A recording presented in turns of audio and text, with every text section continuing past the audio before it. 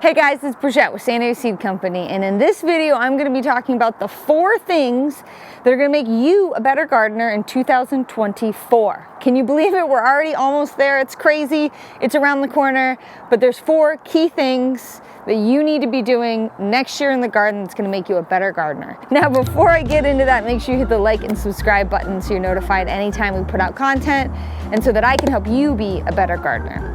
Okay, so what are the 4 things? Now, it's kind of hard to funnel everything down into 4 things, but there are definitely 4 important concepts that you need to understand and you need to utilize in your garden to be a better gardener, and I am putting you up to the challenge in 2024 to do it.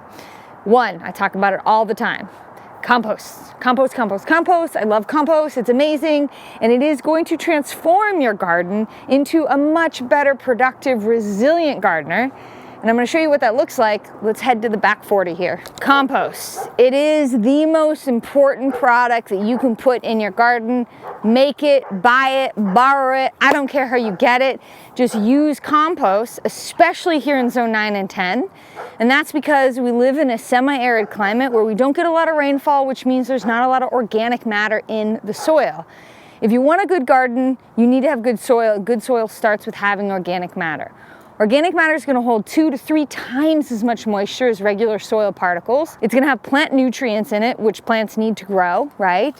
And it's also going to make your soil a texture that's really great for direct sowing and growing your root crops. So I've got this whole area here, and we actually just laid all this compost out. You can see our compost bins are totally empty. We emptied them for the year, and we've spread them on these beds because this soil is the most immature. It's the worst soil that we have on the property right now because it's just, the further you get away from the house, the worse the soil gets because the less time I've spent amending it.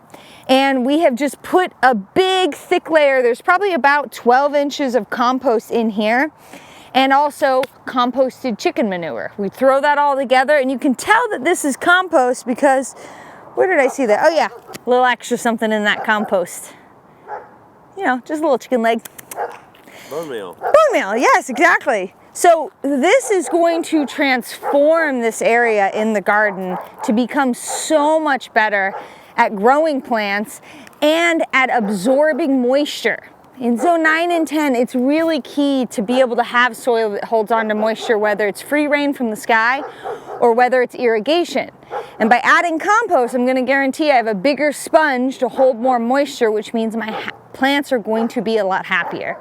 So in 2024, if you have a garden that's struggling, the number 1 thing I can tell you right now is make sure you add compost. So the second thing, number 2, numero dos, that you need to be doing in 2024 in your garden is mulching. Now, if you've watched my videos, you know I have this love affair with mulch. I swear, if you take a garden and you put a foot of mulch on top of it, in a few years' time, it's going to be beautiful, gorgeous soil. Now, the reason being is mulch does a lot of things for your garden, and it's really important in zone 9 and 10. Because number 1, it holds in moisture. So when we get free rain from the sky, there's something to absorb that moisture and hold on to it. The second thing it does is it keeps the soil temperature down, which in our really hot climate, that is incredibly important. Also, it can help keep weeds at bay, or at least make them a little bit easier to manage, which is important in an organic garden. And over time, with moisture and with compost, your mulch is going to break down to become organic matter. So essentially, you can think of as mulch as kind of like the immature version of compost. Mulch will eventually become compost if there is live bacteria in the soil, if there's already a little bit of compost, and if there's moisture, it will break down and become really beautiful soil. In fact, come here, I'll show you what that looks like. Come on. Over here, you can see, look at this gorgeous, beautiful soil, okay? This soil has become the way that it is because we have added tons and tons of mulch and compost, which was the number 1 thing that I mentioned, and moisture. Moisture breaks down the mulch, the compost adds live bacteria, it inoculates the soil, and then you have a living soil biome which works on its own. It starts living and becoming its own creature and breaking down over time. Now, I have tons and tons and tons of videos on mulch. If you don't believe me, check out the long list of them for all the different reasons. And if you don't believe me, take a look at my garden. This place used to be a barren wasteland.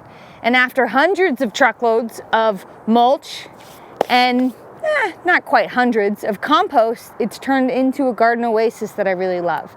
So in 2024, the second thing you should be doing is mulching your garden. Okay, so the number 3, or the third thing that you need to be doing in your garden in 2024 is using shade cloth. Man, I've been harping on this for years. Shade cloth is revolutionary in your garden in zone 9 and 10 because it's so stinking warm.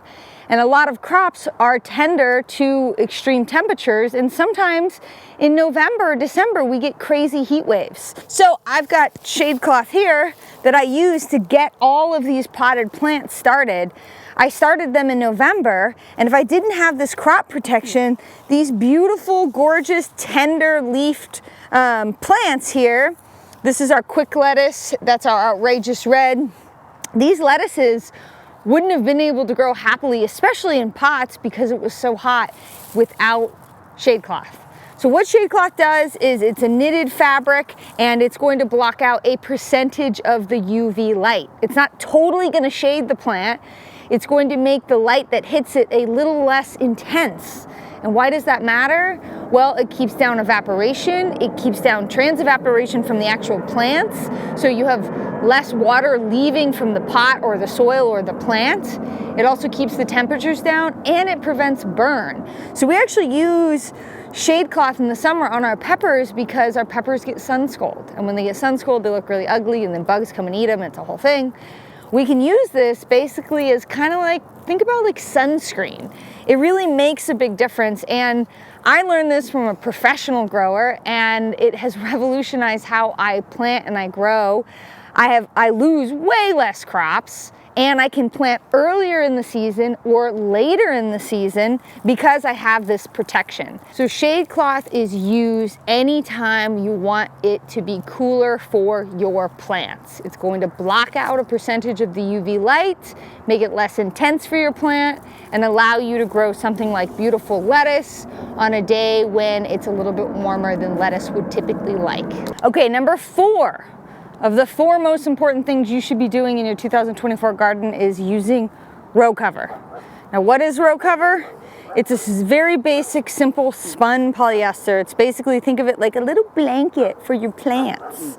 And what this does is it allows you to grow in the garden when maybe the temperatures are really cold. So it's a frost protection. It's actually going to keep frost off your plants and keep it from killing your plants. The other thing that it does that we use it a lot for is it is also used for pest protection. So what this is a physical barrier that you can put on top of your cabbage, your broccoli, your cauliflower, which will keep those really pretty yellow and white butterflies from landing on your crops, laying eggs, which turn into leaf-eating caterpillars that then eat your crops. So it's a very easy organic crop protection using exclusion. You're excluding the pests from getting onto the crops. And the other thing that we use it for, which is probably the number one thing as a beginner gardener, is for direct sowing. I love using row cover when I direct sow something because in our hot, dry climate, if you don't keep the seeds moist the whole time they're germinating, you're not going to get good germination. So we'll actually sow our seeds and then cover it with the row cover because it traps in a little bit of moisture and condensation and allows the seeds to germinate quicker, more evenly, and without issue because they're staying moist the whole time. This is another product that came to me, I learned from my professional farmer friends, and I gotta tell you, it makes a really big difference. Now, it is important in zone 9 and 10 that you use the right weight. This is 0.05 ounces. So it's basically the lightest row cover that you can get on the market. And that's because we're not that cold. If you're in Maine, you're using like 3 or 4 ounces because it gets really cold.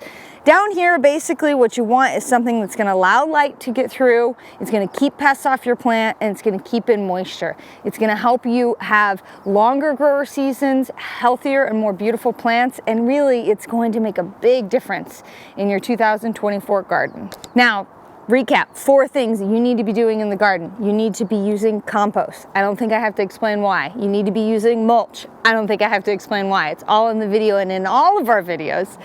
You need to be using shade cloth and row cover. Now, shade cloth and row cover you can get on our website. We sell it, we love it. The products that we have because they make a big difference in our garden, and it will make a very big difference in your garden as well.